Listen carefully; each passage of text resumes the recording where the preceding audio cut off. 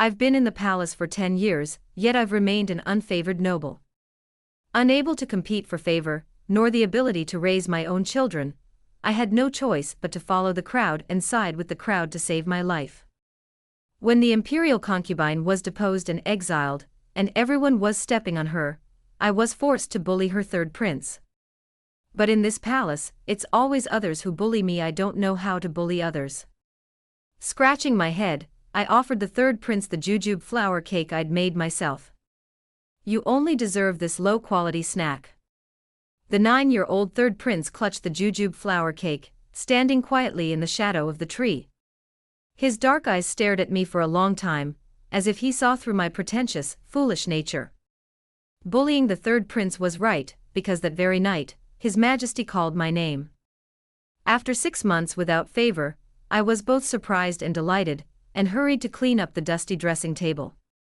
When Pei Rong arrived that evening, he didn't glance at the pearl flowers I'd carefully polished, nor did he care for my threadbare silk dress, let alone the handkerchief I was nearly tangled in. He closed his book wearily and rubbed his brow. The emperor, whose emotions were unexpressed, gave me a rare, warm smile. In all these years since entering the palace, you've remained docile and peaceful, a very good thing. I'm asking you, do you want to have a child? I was so delighted that I almost lost my balance on the teacup. Is my concubine Yuer coming back? Pei Rong put down his book and, without questioning the presumptuousness of my words, said in a deep voice. Nonsense. Yuer is the queen's child. Besides, Yuer doesn't want to be close to you. Don't say such things again. As he spoke, snow began to fall outside, and the flickering of the lamps only deepened the silence within. For the sake of the snow, Pei Rong was willing to soften his expression. I remember it was snowing this heavily the year you entered the palace. 10 years ago, when I entered the palace, everyone envied me for my good fortune. His Majesty favored the imperial concubine alone, and the concubines selected a few days earlier had all been rejected. Until the last day, His Majesty and the imperial concubine were arguing and angry. In his frustration, he casually pointed at me, with my humble family background and unremarkable looks. And I became pregnant on my first visit to the imperial concubine, giving birth to Yuer. My good fortune ended there. Everyone in the palace said that Yuer wasn't as taciturn as concubine, when he was very intelligent.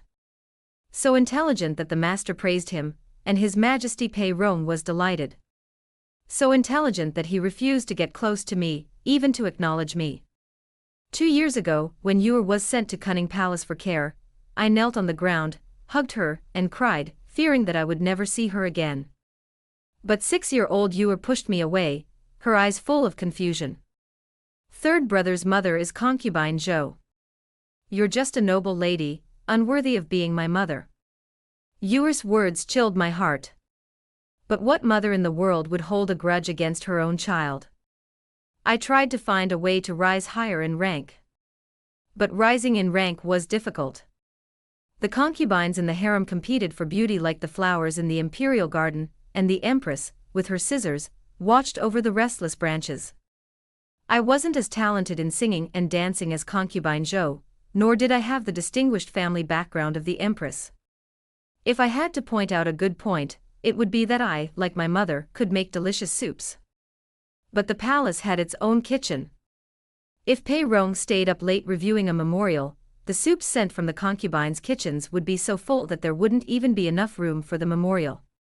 When I really missed Yuer, I'd save my monthly allowance and give it, along with some of my homemade jujube flour cakes, to Eunuch Chiu, who was taking care of Yuer, as a flattering gesture.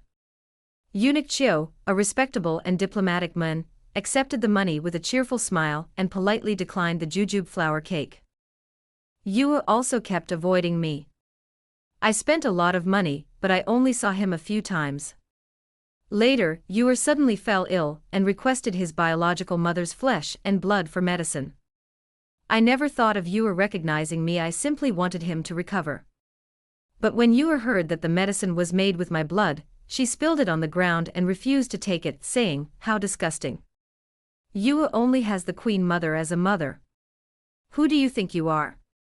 As I knelt at the palace gate to apologize, the queen cradled Yor, who had cried herself to sleep, in her arms, without even looking up.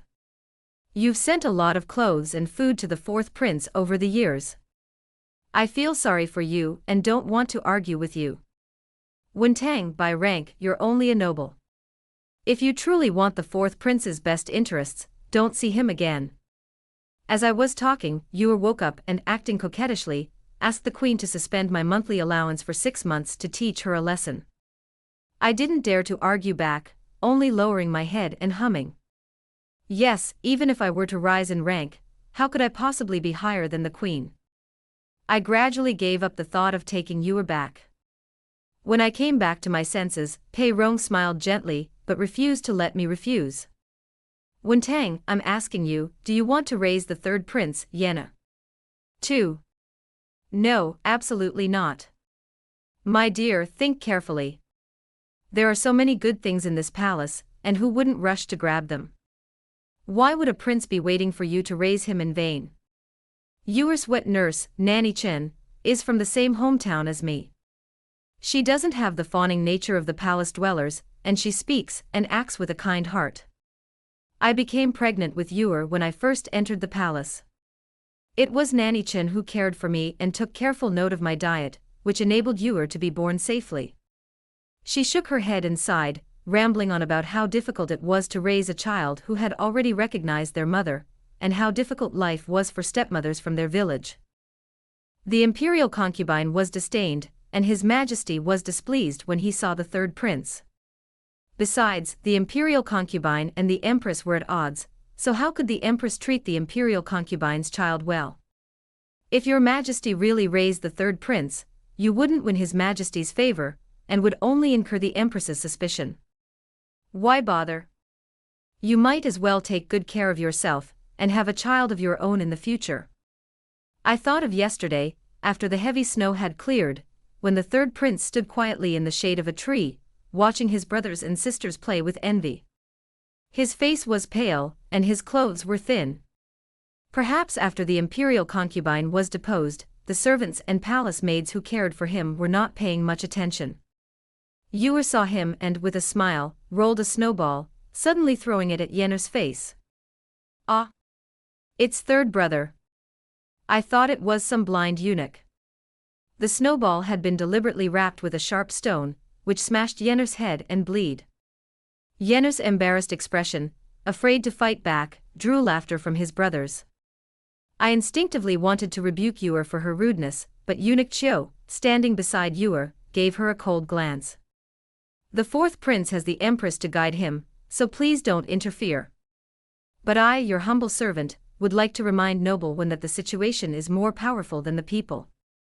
Are you going to disobey the emperor's will? Yor glanced at me with considerable pride. It had been over 6 months since the imperial concubine was demoted to a commoner and expelled from the palace, and Pei Rong had yet to find a suitable mother for the third prince, Yenna. The empress was wary, His Majesty was indifferent, and Pei Yen was allowed to be bullied. In this imperial harem, one cannot survive on a conscience alone. Self-preservation is paramount. Besides, if I stay alive, I can see Yor grow up. Almost instinctively, I thrust the jujube flour cake I'd prepared for Yor into Yenna's hands, hurriedly recalling the taunts I'd received when I fell from grace. You're such a lowly person, you only deserve this kind of pig food. But I felt so guilty that I cursed my own cooking.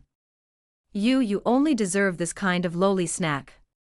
Yenna held the warm jujube flour cake in her hands, staring at me in silence for a long, long moment, as if she saw through my venomous pretense.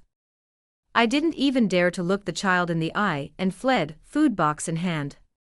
But Yenna is such a pitiful child. It was the coldest time of the year, the snow had melted, and the child was still so thinly dressed. I felt so sorry for him, thinking of the winter clothes I'd made, but Yor had refused because they were so shabby. Madam, if I secretly gave those clothes to Yenna without anyone else seeing, would that be all right? Madam Chen glanced at me. This aunt, a long-time palace dweller who had witnessed the intrigues and countless storms, suddenly sighed.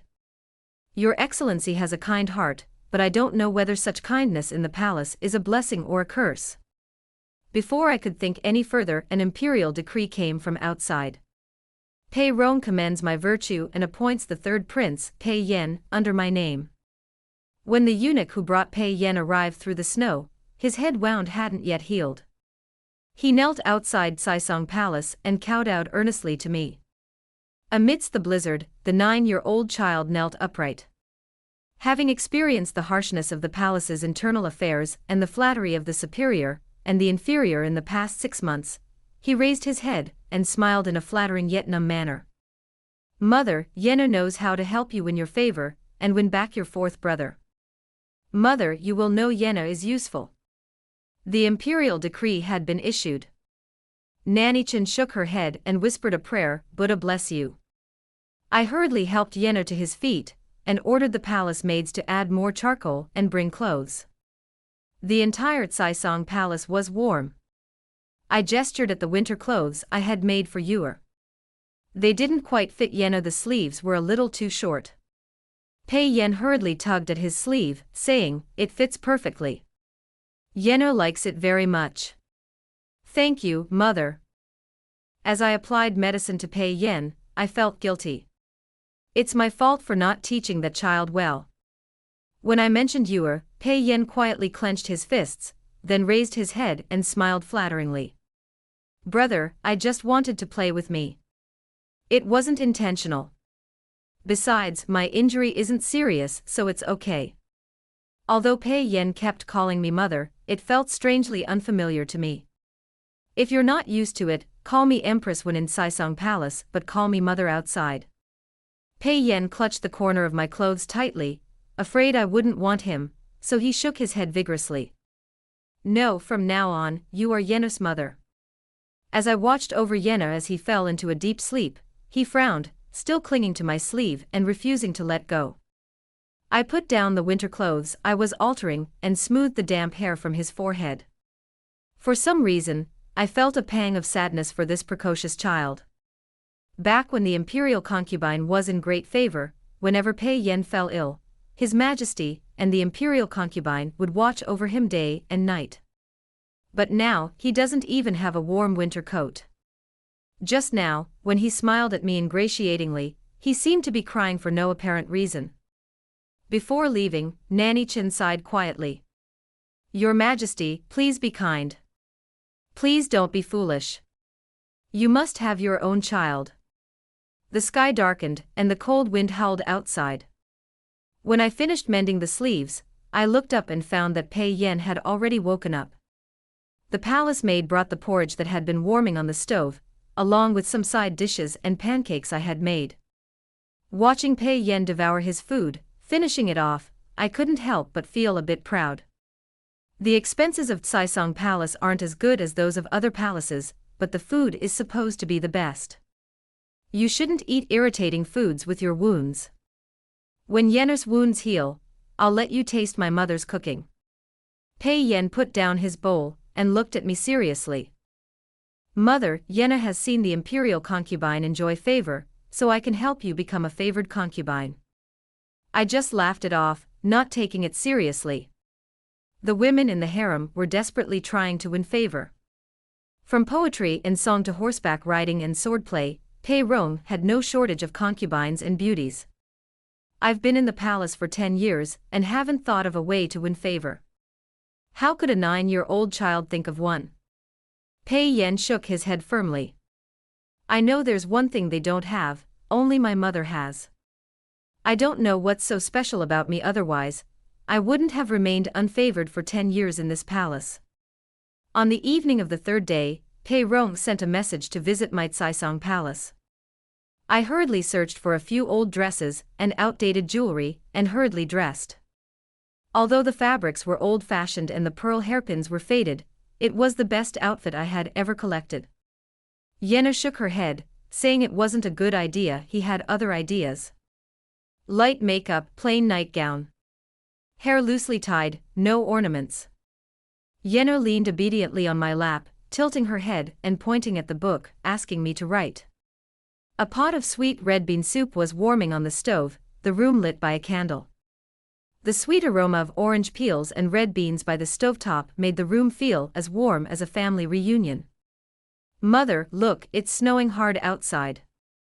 Following Pei Yan's direction, I turned back with an unintentional smile, only to see His Majesty, his shoulders covered in snow, standing outside the window, staring at me for who knows how long. Perhaps fearing to disturb this tranquility, Pei Rong refused to allow the eunuchs serving nearby to pass on the message, despite the howling wind and snow. Meeting my smiling eyes, the emperor, accustomed to beauty and maneuvering, was stunned for a long, long moment. 3. I bowed respectfully, and as I stood, I tried to brush the snow off Pei Rong's shoulders, only to discover that it had already melted. But Pei Rong didn't care. He noticed Yenna's thick new clothes, half-patched, and noticed the medicine applied to his forehead. Finally, his eyes fell on the red bean sweet soup warming on the stove. I hadn't accompanied the emperor for a long time, and Yenna was even more adept at reading his mood than I was. He had already filled a bowl of sweet soup and respectfully offered it to me. This is what Mother made. Father, please try it. A bowl of warm sweet soup on a winter's day is truly soothing. Pei Rong looked at me with a hint of approval. You take good care of Yenna. I wasn't wrong about you. The next day, the sky cleared, the bright sunlight shimmering against the snow on the eaves dazzling. As I knelt to receive the imperial decree appointing me as consort, it felt like a dream. In addition to Pei Rong's gifts, the Imperial Household Department also specially sent a large quantity of winter fruits and vegetables, dried meats, and 2 pheasants with vibrant tail feathers. I realized that those servants in the Imperial Household Department, who always had sullen faces, could actually smile. The constant flow of gifts from the Caisong Palace attracted some concubines to hang out, and even princes like Yuer, who had just finished school, came to watch the fun. I grabbed a handful of longans and hurriedly tried to stuff them into Yuer's hands. But Yuer refused to take it. He glanced at the lambs and pheasants, then saw the silk and jewels, and turned his head away with disdain. Is that all? They're not even as good as what my mother has in her palace. What's so special about pheasants? My uncle won a battle, and my grandfather even said he'd bring me 2 ponies. The princesses and princes knew Yuer was the empress's child, and that her brother had made great military achievements, so they nodded in agreement. My hand, offering the longan, paused awkwardly in mid-air. Yenna tugged at my sleeve and sensibly took the longan from my hand. Mother, Yenna eats. As Yenna extended his hand, Yuer saw his half-patched sleeve. Yuer burst into laughter. Third brother, you have no shame. You eat what I don't eat, wear clothes I don't want, and even call me mother when I don't want them. The brothers and sisters burst into laughter and ran away. Yenna fell silent. I wanted to scold Yuer and tell him to apologize to Yenna. Yuer made a face and scurried off. Yenna shook her head, her sensibility so profound that it made me feel distressed. Yenna doesn't like wearing new clothes. This one is perfect. What child doesn't like new clothes? I instructed the palace maids to keep the jewelry and record it in a register. Yenna observed my expression and asked cautiously, Mother, why don't you try those silk and satin jewelry? Don't you like them? Or are they too little? Don't be upset, Mother. Yenna will help you get more. Happy. How could I not be happy? Just these fine satins are enough to make Yenna some new clothes, so he won't have to pick up Yuer's old clothes. I happily took Yenna's hand and compared the satins to him one by one. I'll get them ready in the next few days, and Yenna will have new clothes before the festival. Yenna held the pieces of satin in confusion, his eyes filled with bewilderment, and he even stuttered. Are these all for me to make clothes? Of course not. Yenna lowered his eyes in understanding and chuckled to himself. Of course, it's not just clothes. I'm also making knee pads and school bags. I'll think carefully about whether there's anything I've missed. Oh, and that lamb too. I need to figure out how to prepare it. Yenna is too thin. He needs to eat well in winter. Just now, he gestured to his body. Only after I saw him again did I realize how frighteningly thin he was. Yeno looked at me in astonishment, as if he couldn't believe someone would actually consider such trivial matters for him. He cautiously touched the silk in his arms, only then did he seem a bit clumsy like a child. I squatted down and patted his head, feeling a little embarrassed for my own lack of ambition. It's not that I dislike those jewelry, but I just can't bear to wear them. I'm just worried I'm incompetent. If I ever fall out of favor and you, like you are no longer around, I can use the jewelry to send someone to see you. Yeno stared at me for a long, stunned moment, then promised me earnestly. Yeno is very smart. He won't let me fall out of favor, nor will he abandon me. I didn't need Yuer, who was equally clever, to refute him, nor did I want to tell him that hearts in the palace are fickle, and that one's fate is beyond one's control. I simply patted his head, affirming a child's sincerity. I trust Yeno. 4. That night, Pei Rong turned over my card before staying in my palace. Eunuch Chiu from Cunning Palace hurried in with a message. Your Majesty, the Empress has had a relapse of her old illness. Please go and see her. When Pei Rong left, the snow had stopped outside, and the sky was clear and bright. I picked up the half-finished dress for Yeno, and continued to work. After Pei Rong left, Yeno stood in a corner, anxiously observing my expression. Mother, don't be angry. Yeno will win father back. I pressed a tangerine warmed by the stove into Yeno's hands to warm them, and said with a smile. Mother, you're not angry. Go to sleep. Your Majesty, with your departure, there's one less person to fight with me for midnight snacks. After all, he was a child. The mention of food distracted him. Yeno pulled the quilt over her head and whispered coquettishly, well. Mother, I want to eat scallion braised lamb tomorrow, okay? Okay. At noon the next day, I fried a plate of scallion braised lamb and buttered pancakes. The pancakes were crispy and golden on both sides, and I poured a bowl of lamb bone soup and placed it in front of Yeno. Yeno frowned slightly, then glanced at me again, as if making some kind of resolution, and drank the soup gulp by gulp. A cup of tea later, Yeno suddenly vomited and had diarrhea, and even a rash broke out on her body.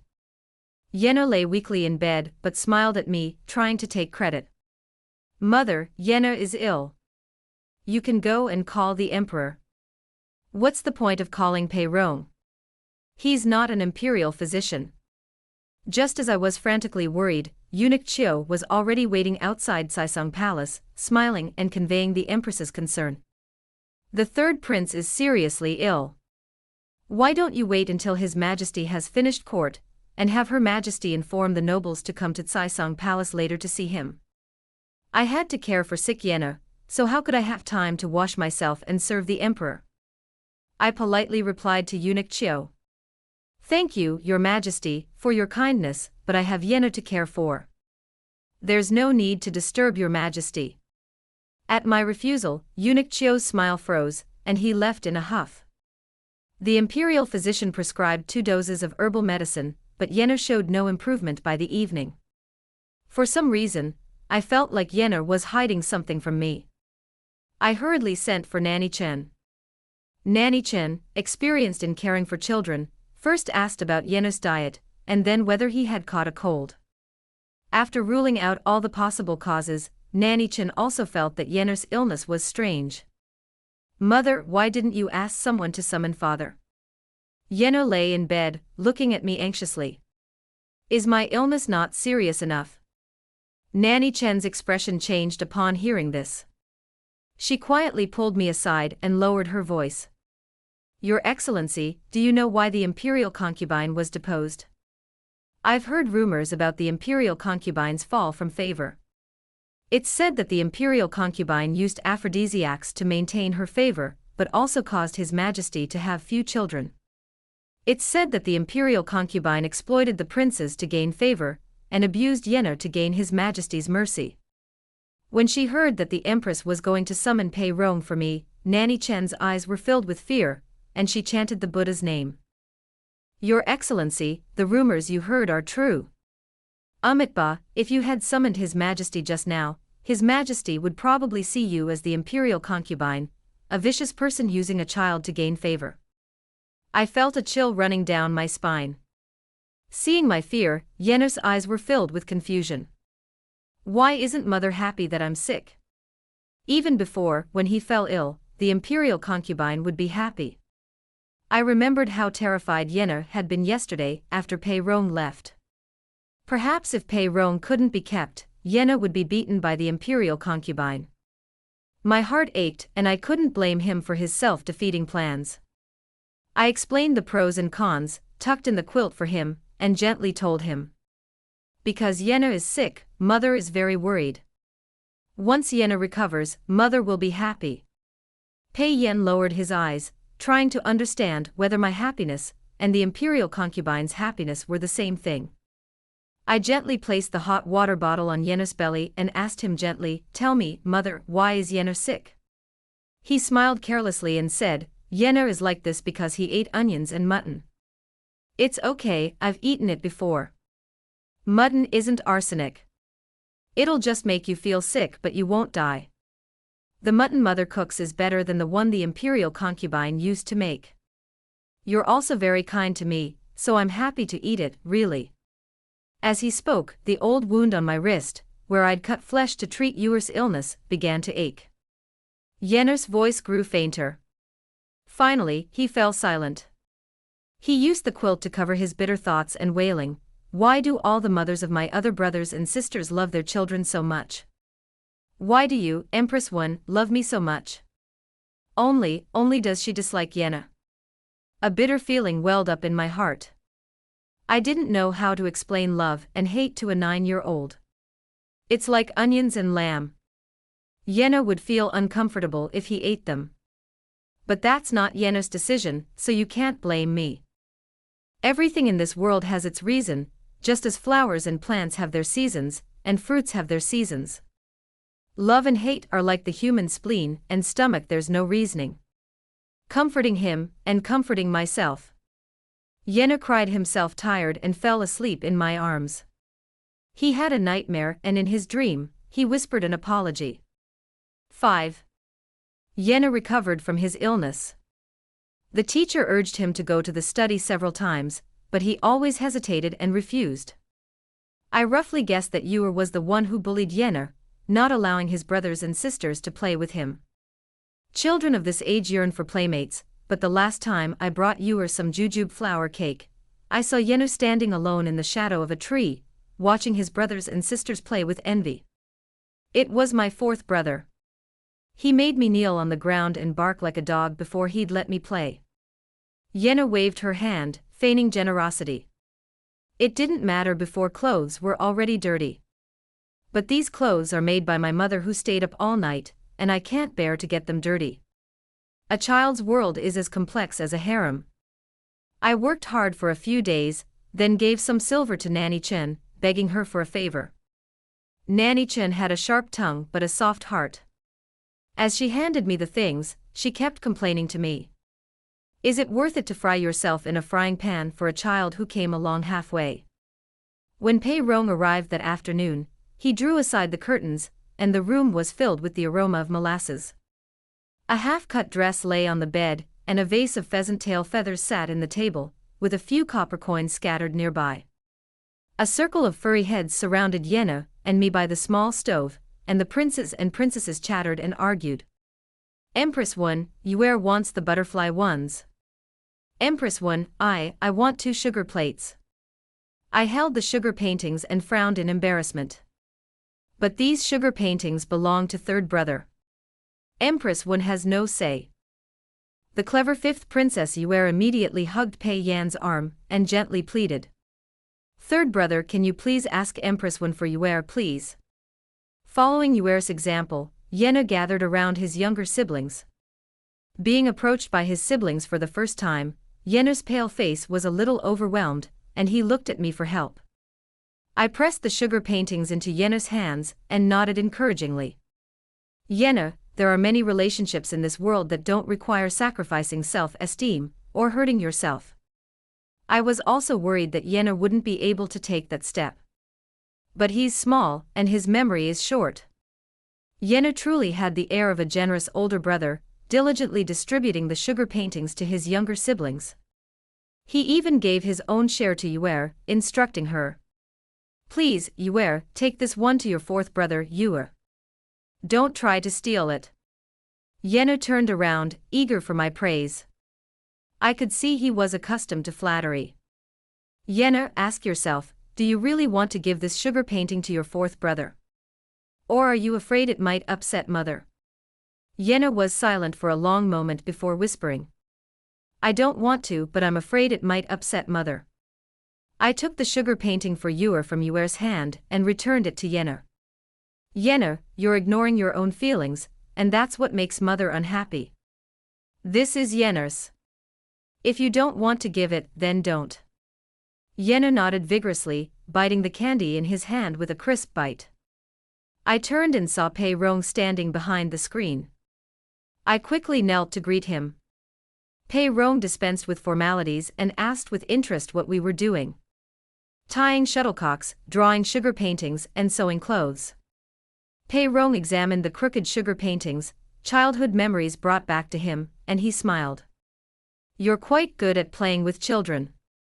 Yesterday, I heard the Empress complain a little, saying that the princes and princesses loved to go to the Mulberry Palace. I was worried something might have happened. I was afraid Pei Rong would think Yenna was obsessed with playing, and even more afraid that she would think I was using the children to win her favor. I hurriedly explained, I made it for my own amusement, but I can't have the children watching. Seeing Pei Rong approach, the children grew stiff, timid, and afraid to laugh. Pei Rong, with a hint of the resigned helplessness of a strict father, said, I seem to have disturbed your interest. Unically, the imperial attendant gave a signal, and the maids from each palace led the princes and princesses back. Although Yuer was afraid of her father, she desired the beautiful shuttlecock by the window even more. Then, Empress 1, don't forget Yuer's shuttlecock. The shuttlecock won't be ready until tomorrow. If third brother feels better tomorrow and can go to the study, I'll have him bring it to you, okay? Yuer eagerly tugged at Yenna's sleeve. Third brother, you must get well soon. Yuer is looking forward to playing shuttlecock with you. Pei Rong saw the bright golden pheasant shuttlecock by the window and suddenly remembered that I, too, was raised in a scholarly family. I seem to remember that your father was the prefect of Taitsong. How come the prefect's daughter loves to cook, and can even make sugar-painted shuttlecocks? 10 years after entering the palace, Pei Rong first showed some interest in my background. What kind of girl was Wen Tang before she entered the palace? That was a long time ago. Back then, my parents' wedding was a major event in Taitsong. Because my father had already become the prefect, while my mother was just a humble cook in Wangjiang Tower. Everyone said my mother, becoming the prefect's wife, had ascended to the throne, a phoenix. Only my father had been complaining for years that he'd married my mother out of his league. Before I was 8, I thought my mother had a lucky life. Because my father wore official uniform, visitors were always respectful to him. But my mother would roll up her sleeves and argue with a vendor in the street over a weight he'd shortchanged. Later, when I was 8, my father was demoted. Though my father tried to calm me down and pretend nothing had happened, children's emotions are always more sensitive than adults. My mother pawned her hairpin, cooked a bowl of sweet red bean soup, added plenty of candied dates, and served 2 bowls to my father and me. Look! We can still have such sweet soup at home. How bad can life get? I still remember the sweet taste of that bowl of red bean soup vividly. After I entered the palace, whenever I encountered something bad, I would go to the kitchen and make a bowl of sweet soup. I believed my mother was right, life wouldn't always be this bad. As for sugar painting and playing the shuttlecock, my mother also taught me. My father's career wasn't smooth, and he moved around a lot. I always made friends, only to lose them. But I always made friends quickly. At first, I thought it was just warmth and luck. Later, I learned it was because my mother bought a basket of cakes and knocked on the doors of the neighborhood children, asking them to be my friends. Later, when I broke my leg and couldn't go out to play, my mother learned to paint sugar paintings and bake plum blossom cakes. At that time, our home was busier than a school. They raised me with care until I was 14. Later, I was blessed by heaven and entered the palace for the imperial selection. Outside the palace gates, the family members instructed the concubines on how to speak and behave, and how to bring honor to the family. My mother simply pulled my collar tightly together, trying to keep the wind out. She said, "Don't cry if you're not chosen. I've made duck leg and bamboo shoot soup and fried meatballs for you to eat when you come back." I nodded naively, thinking that entering the palace was just like being a guest, and that I'd be able to go home later. I'd been in the palace for 10 years, and I hadn't seen her in 10 years. Afraid Pei Rong would hear my sadness, I quickly smiled and said, "Being able to accompany the emperor in the palace is an honor for our family. My parents are so happy for me." Pei Rong didn't dwell on my sadness, but simply sighed, "Your father and mother are so kind. They raised you to be so good-natured. No wonder the children are so close to you." Pei Rong didn't have many children, and most of them were raised to be well-behaved and respectful. I noticed the subtle disappointment on Pei Rong's face when the children were afraid of him. But the emperor's moods were not something I could predict. Yenna took a look and carefully picked up the sugar painting on the table to appease his father, whom he both feared and respected. "Father, please have a little sweet too. Don't frown." Under the lamp, Pei Rong gently grasped my hand and pulled me into his arms. "You and Yenna, your children are like you, sensible, considerate, and well-behaved. No matter what the queen says, I'm relieved that the children are with you." The next day, Yenna was thinking about the shuttlecocks his fifth sister had requested. He put on new clothes, greeted his parents in the courtyard, and then excitedly went to the study. Pei Rong asked no one to disturb me. My back ached, and I slept until high in the sun. The maid then announced that eunuchly, His Majesty's attendant had sent many gifts. In addition to the gifts, there was also a bowl of duck leg and bamboo shoot soup, and a plate of fried meatballs. Pei Rong was attentive to me, but the taste was different from what I had at home. During dinner, Yenna looked at me anxiously. "Why are you crying, mother? Is the soup bad?" I patted his head. "The soup is delicious. Mother is just homesick. I should be considered a favored concubine." At the New Year's banquet, I was surprisingly seated in the front. The queen's brother, General Zhao, had won a victory and entered the palace in military uniform, and with a sword, drawing everyone's attention. But Pei Rong didn't mind. Instead, she smiled and drank the 3 cups of wine General Zhao offered her.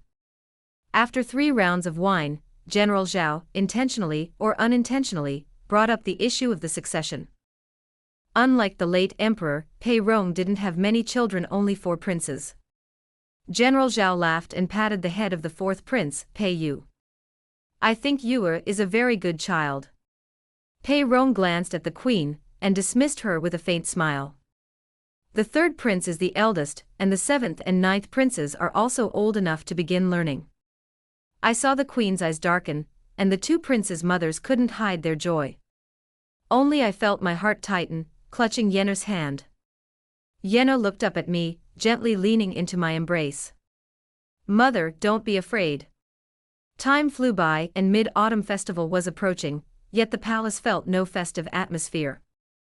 This was because 2 concubines had died in quick succession. The mothers of the 7th and 9th princes, one of whom died suddenly of a serious illness, the other of whom fell into a lake. Overnight, the empress had 3 princes. Also, in recognition of my long service in the palace and my contributions in bearing the 3rd prince, Pei Rong promoted me to the rank of imperial concubine, second only to the emperor. At the funerals of the 2 concubines, everyone's eyes stole to Yenna and me. There was curiosity, pity, and even gloating. When the situation in the previous dynasty cooled like the weather, Pei Rong often visited my palace. The 3 of us, like a family, shared a bowl of sweet red bean soup. Pei Rong held my hand and spoke to me, as well as to himself. "I know you're feeling wronged and afraid. Wait a little longer. In my heart, you're more like a mother than Zhao, the empress of the land." The execution of the empress's maternal family, the Zhao clan, took place 2 years later, during the Mid-Autumn Festival. First, General Zhao, returning home drunk on a rainy night, inexplicably drowned in a shallow puddle. With the previous dynasty's troubles resolved, old cases in the harem were easily brought to light. Pei Rong was furious that the imperial concubine had been demoted to a commoner, yet the empress, disobeying the imperial order, secretly poisoned her with arsenic. The empress's crimes of harming the princes and concubines were all brought to light. The day before the empress was confined, an uninvited guest arrived at Majesty Palace. It was Yue.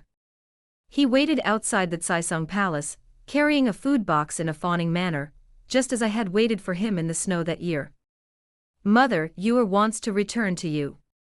He was smarter than Yena, so smart that it frightened me.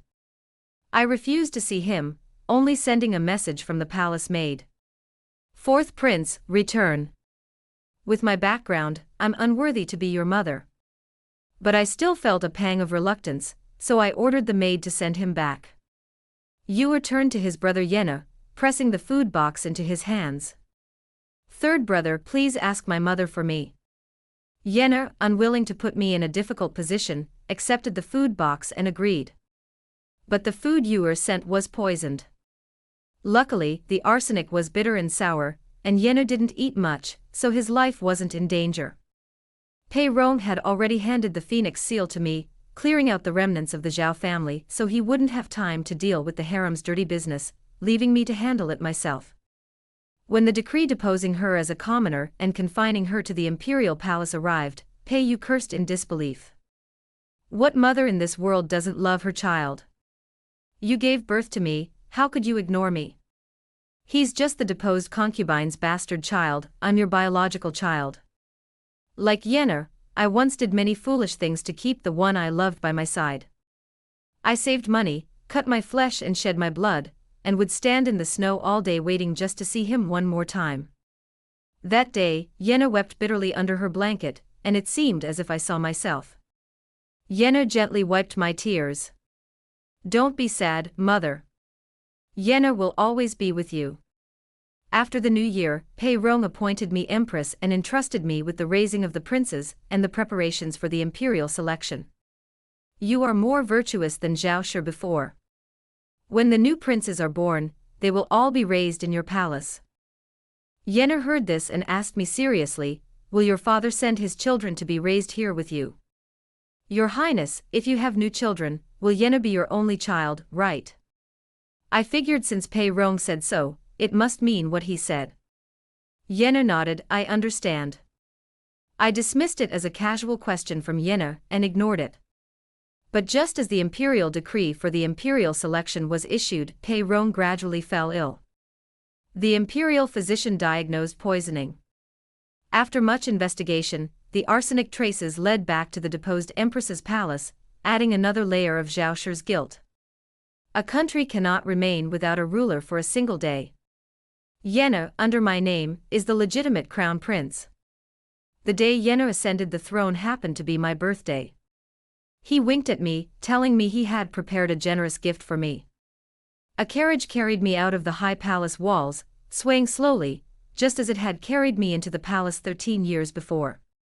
The carriage stopped at a house, the door opened, and an unfamiliar maid ushered me out. The room was furnished as usual. On the table stood a steaming bowl of duck leg and bamboo shoot soup, and a plate of fried meatballs. I suddenly turned around. My father and mother, whom I hadn't seen in 13 years, stood behind me, their hair graying, gazing at me lovingly. My mother, with tears in her eyes, smiled and scolded, "Where have you been naughty? Why are you back so late? Pay Yan's extra." My mother hated me. She always said that after giving birth to me, her beauty and favor were no longer what they used to be. So when my father didn't visit her, she took out all her resentment on me. One time, my mother, furious, punished me by making me stand in the courtyard in a single layer of clothing. I fell ill from the cold and my father, anxious, visited my mother's palace every day. After my father left, my mother stared at me intently for a long time, so long that I began to feel apprehensive. Then, suddenly, she held me in her arms, as if I had found a treasure. The scent of cosmetics in my mother's arms reminded me. Yena is only useful when he's sick. From then on, I fell ill frequently. My mother at the bedside applied exquisite makeup portraying a worried, loving, yet beautiful mother which won my father's affection. Every time I recovered, my father's favor and rewards arrived. A dazzling array of jewels, dazzling silks. My mother tried each piece on in the mirror, admiring her appearance. But as the number of children in the palace increased, my father gradually lost his patience with a perpetually ill prince. My mother somehow found a secret potion that would grant her continued favor and eliminate my father's heirs. But instead of gaining her favor, the potion killed her. This time, I was nearly dying of illness, and it was useless. My father loathed my mother and refused to see me either.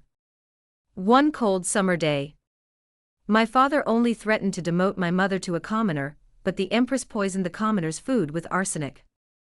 But for some reason, I stared at my mother, who was vomiting blood, without shedding a single tear. I carefully lay down against my mother's gradually cooling body, a satisfied smile on my face. For once, my mother didn't push me away. She held me tenderly, lingering in her arms for a long, long time. Just as I had always hoped. My life became difficult after that. Eating rotten food and wearing tattered clothes. I wanted to find myself a favored concubine. The high-ranking concubines were all very smart. No one wanted anything to do with the deposed concubine's child. But I never considered following concubine 1 because she was too foolish. She knew offering silver to bribe eunuch Chio was like throwing meat buns at a dog. She knew Pei Yu wouldn't acknowledge her. Still, she waited in the snow, cakes in hand, waiting for a glimpse of Pei Yu. The entire palace knew the empress was childless, so she was concerned about concubine Wen's child. My father acquiesced to the empress's intentions, so concubine Wen's fourth brother wasn't registered under her name from the beginning. Otherwise, she wouldn't have given birth to a prince, and still be a humble concubine. She hadn't taken the child to the empress's palace to raise, because the empress still wanted to have her own child. You only deserve this low-quality snack. I saw right away that she had never bullied anyone before. She didn't realize that true bullying involves throwing stale cakes on the ground and calling me a lowly person. The jujube flour cake in my hand was warm. I lowered my head and took a bite. It was sweet, no cheap dessert. Eunuch Chio told the empress that concubine Wen had gone to see the fourth prince again today. This displeased the empress, so she told my father, saying that concubine Wen wanted a child, and the third prince just happened to need a mother. And so, unwittingly, I became concubine Wen's child. But it doesn't matter. I'll step on her first and then find a better mother. Maybe because I always watch my mother's face, I'm very good at reading her expressions. I know concubine Wen wants favor and wants Pei Yu back. I know my father dislikes the domineering nature of the Empress Dowager, and wants a gentle, submissive empress who will be the mother of the country. Finally, my father was so captivated by her glance back on a snowy night, that he rewarded her with silk and jewelry. I want her to dress herself up well and secure her favor first. She had the jewelry put away, then squatted down, gesturing to me one by one. I'll catch up in the next few days, and you'll have new clothes before Yena festival. I held the pieces of satin in a daze, bewildered by her stupidity, even stuttering. Are these all for making clothes for me? Of course not. I breathed a sigh of relief. It seemed she wasn't hopelessly stupid. Of course not, there are knee pads and school bags too. I'll think carefully about what else I've missed. I tried to argue again. Yena is very smart. She won't let mother fall from favor, nor will she abandon mother. So, you should dress yourself first and secure her favor. She didn't understand my hint at all. She simply patted my head, assuring me that she believed in my sincerity and wouldn't abandon me. But I didn't want her any more. Because she was incompetent, the queen easily robbed her of her newly won favor. But she didn't get angry with me. She even stuffed 2 warm oranges into my hands, thinking about a midnight snack. I was so angry that I pulled the quilt over my head and came up with another plan. I pretended to be sick so that she would go and ask my father to come. My father would be furious, thinking she had ulterior motives like my mother, and would have given me to another concubine. But I was wrong again. She didn't use my illness to win his favor. Instead, she stayed up all night, anxiously guarding my bedside, her soft, slightly cool hands repeatedly touching my forehead. Her eyes were red with self-blame, and she blamed herself for her carelessness. I stared at her in amazement. It was the first time someone had cried for me. It was so strange. I wanted to say, "Don't cry, I deliberately framed you to find myself another mother." But what reached my lips was a warm, simmering medicine.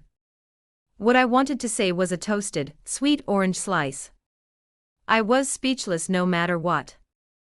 When my mother died, I didn't shed a single tear. I thought I'd stopped crying. But when I saw her eyes, tears suddenly streamed down my face.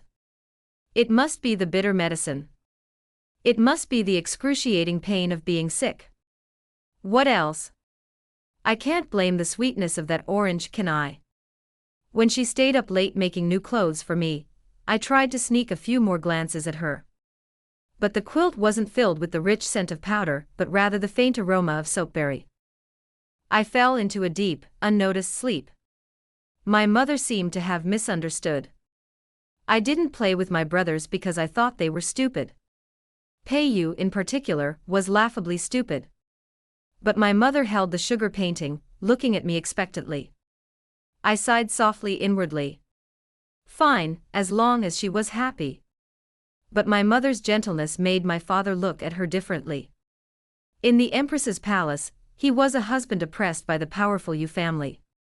In my mother's palace, he was a capricious monarch obsessed with beauty. With Anyang, he could be an ordinary father. I could sense the emotion in my father's eyes when he saw Anyang surrounded by a group of children. "Father, you see, the current empress is unworthy of being the mother of the people of the world. The strife within the palace is endless. Arsenic is bitter and sour to make people swallow it, they either take it willingly or mix it with honey. The food Peiyu sent was poisonous, I knew it was. But Anyang taught me. If Yenna doesn't want to give it to me, then don't give it to me. Anyang belongs to Yenna, and Yenna doesn't want to give it to me." Getting rid of Peiyu wasn't enough. My father wanted to take more concubines. If Anyang ever fell out of favor, I'd probably be sent to another palace. It's okay, arsenic can still be mixed into sweet soup. After ascending the throne, I brought my grandparents to the capital so they could visit my mother in the palace. After all, my mother had given Yenna warmth, and Yenna wanted to give her that, too. After all, the same soup, made in the palace and at home, will always taste different.